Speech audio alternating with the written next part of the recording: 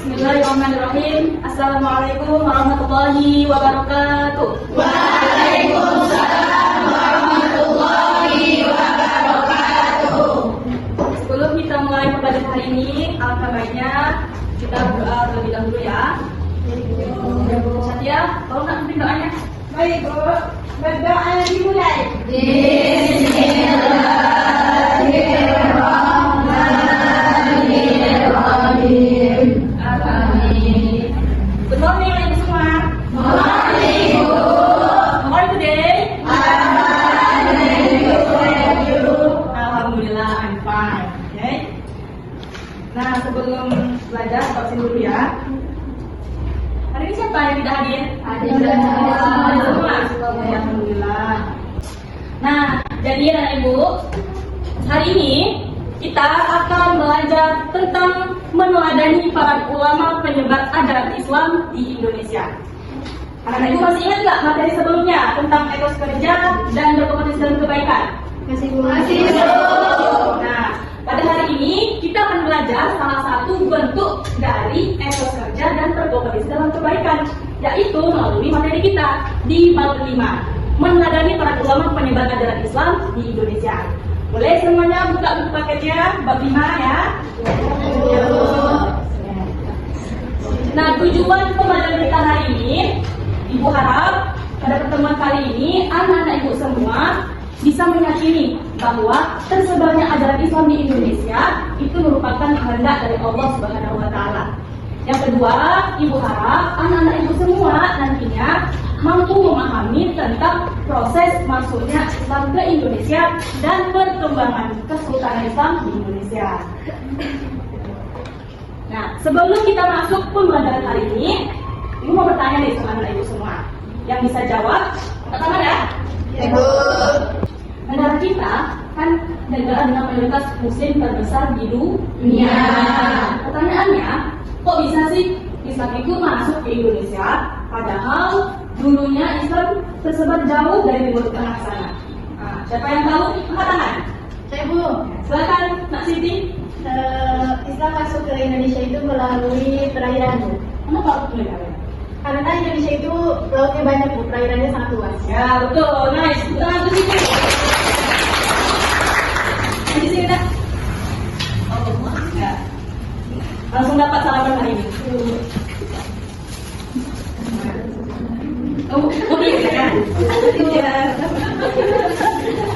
Hari ini kita akan belajar tentang proses masuknya Islam ke Indonesia. Kenapa kita perlu belajar tentang proses masuknya Islam ke Indonesia? Karena Ibu harap anak ibu nanti bisa termotivasi untuk meneladani para ulama dalam menyebarkan ajaran Islam di Indonesia.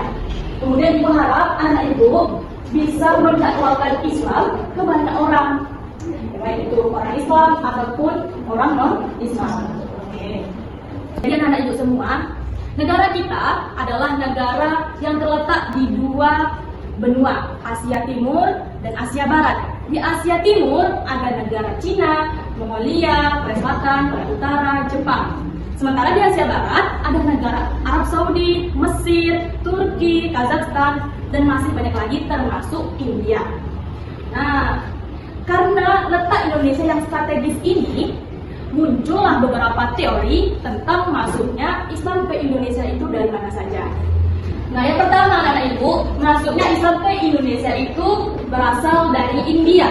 Para ahli menyatakan bahwa Islam masuk ke Indonesia itu berasal dari India, tepatnya dari Gujarat, Coromandel, Deccan, dan Malabar. Kenapa? Karena ternyata ditemukan batu nisan Malik Al-Saleh dan batu nisan Maulana Malik Ibrahim yang tulisan-tulisannya itu bertuliskan tulisan Gujarat. Nah, hal ini menjadi bukti bahwa Islam itu masuk ke Indonesia dari India. Namun, teori ini dilemahkan dengan adanya kerajaan Buddha di India Gujarat pada waktu Sultan Malik Al-Saleh ini meninggal. Setelah itu, setahun kemudian baru di Gujarat itu berdiri kerajaan Islam. Nah, yang kedua, ada teori dari Arab. Buya Hamka menyatakan bahwa Islam masuk ke Indonesia itu berasal dari Arab pada abad ke-7. Kenapa beliau mengatakan seperti itu? Karena ditemukan yang pertama perkampungan Muslim di Baru Sumatera Utara. Nah, di sini ibu ada yang orang Sumatera Utara. Nah, itu dia alasannya kenapa Sumatera Utara khususnya di Tapanuli Selatan dan Utara itu mayoritas Islam di sana. Karena ternyata dahulu di sini ada perkampungan dari Arab. Kemudian yang kedua, adanya persamaan mazhab Syafi'i di Indonesia dengan yang ada di Mesir, di Arab sana pada zaman itu menjadi bukti bahwa Islam masuk ke Indonesia itu berasal dari Arab.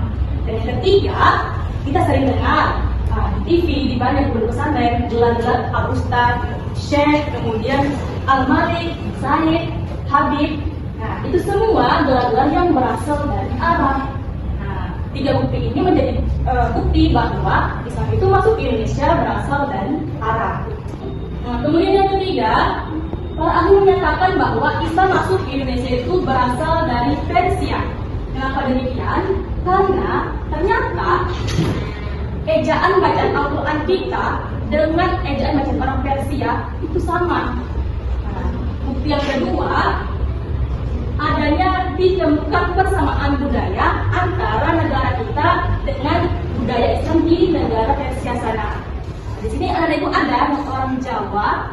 Siapa orang Jawa? Siapa? Orang Jawa. Adin.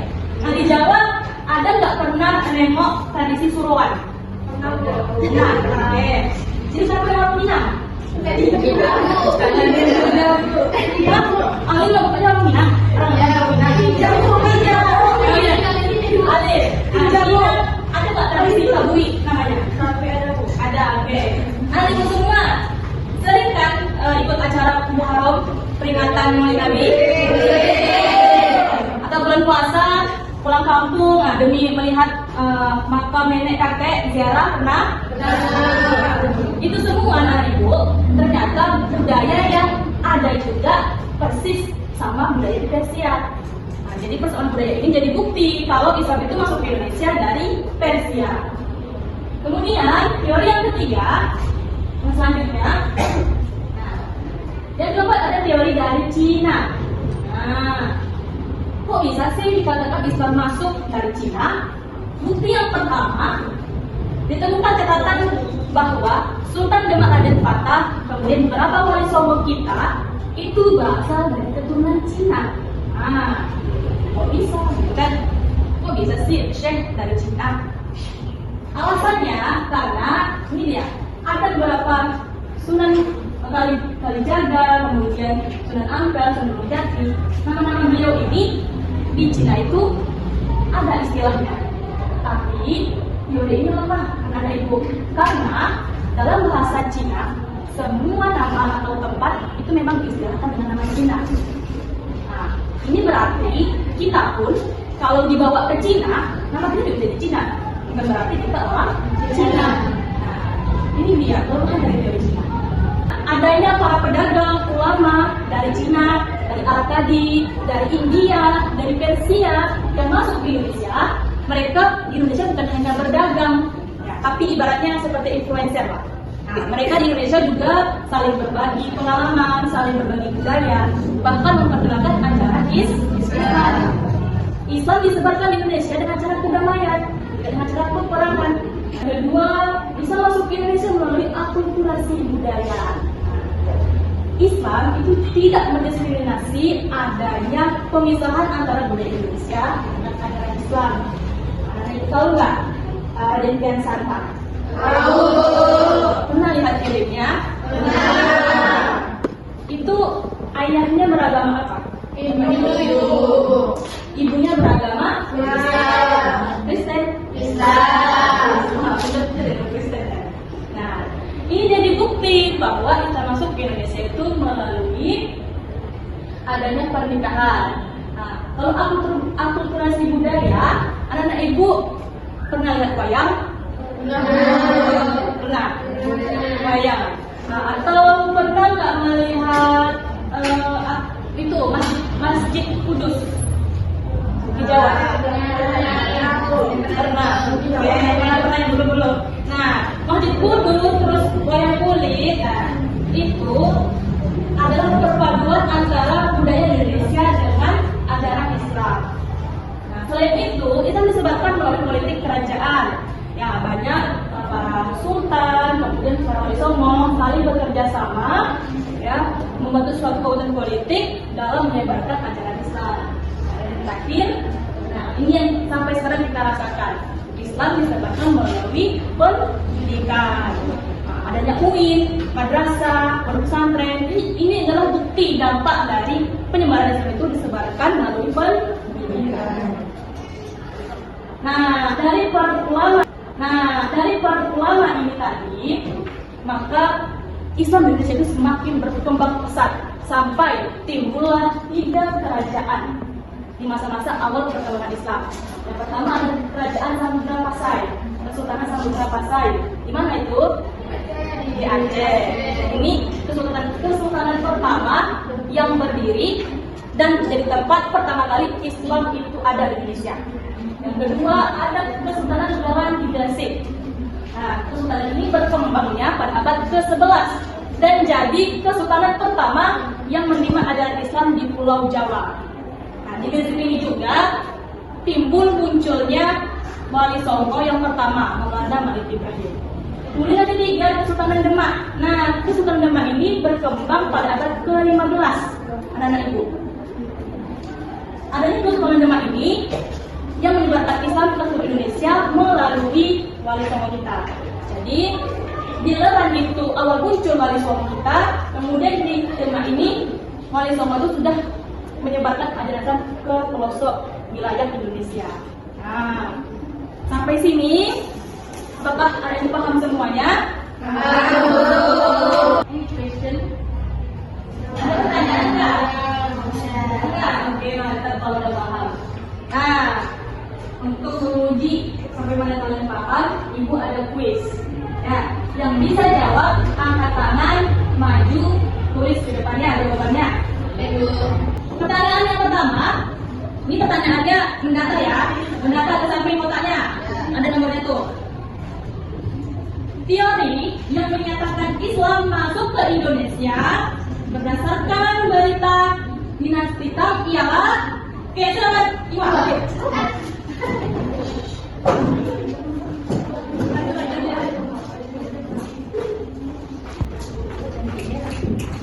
Apa jawabannya?